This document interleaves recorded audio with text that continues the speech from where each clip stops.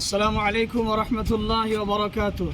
সম্মানিত সুধী, কাটোয়া শাখা জমিয়তুল উলামা হিন্দের পক্ষ থেকে একটা শুভ সংবাদ আছে, যা দীর্ঘ প্রতীক্ষার পরে ইনশাল্লাহ আমরা সেই কাজ সম্পন্ন করতে চলেছি।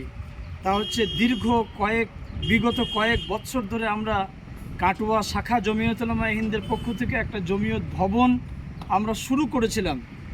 মৌলানা আবদুল্লাহ সাহেব, মুফতি আবদুল্লাহ সাহেব, মৌলানা আরিফুল্লাহ চৌধুরী সাহেব, সেই সঙ্গে আমাদের ভিত যিনি রেখে গিয়েছিলেন আমাদের পীর কেবলা মরহুম ইমদাদুল্লাহ চৌধুরী সাহেব রহমতুল্লাহ, তিনি আজ নেই, কিন্তু সেই কাজ আল্লাহর মেহেরবানি বিগত এক বছর ধরে আমাদের প্রচেষ্টায় রহমতুল্লাহ চৌধুরী সাহেব আছেন আমাদের এই কাজের উপদেষ্টা, এবং আমাদের রমজান ভাই আছে, আমি আছি, মৌলানা আকবর আলী সাহেব আছেন, আমাদের সদর ভাই আছেন, খাজুরির ইমাম সাহেব আছেন, আমাদের মইনুল ভাই আছেন, টুটুল ভাই আছেন, আমাদের সাগর ভাই আছেন, আরও সবাই এলাকার সমস্ত ইমামরা মিলে যে আমরা এই কাজ যেমন করে হোক তুলতেই হবে।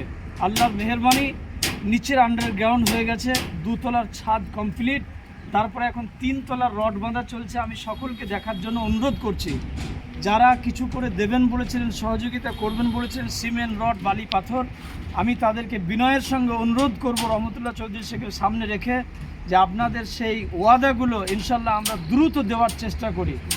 আমরা ইনশাল্লাহ বৃহস্পতিবারে ঢালার একটা ডেট আমরা ফিটিং করেছি। আমি সকলকে এই প্রোগ্রামের মাধ্যমে এই ওয়েদারকে সামনে রেখে আমি আমন্ত্রণ জানাবো, বৃহস্পতিবারে 10টার সময় যদি আসতে পারেন তাহলে আলহামদুলিল্লাহ ভালো হয়।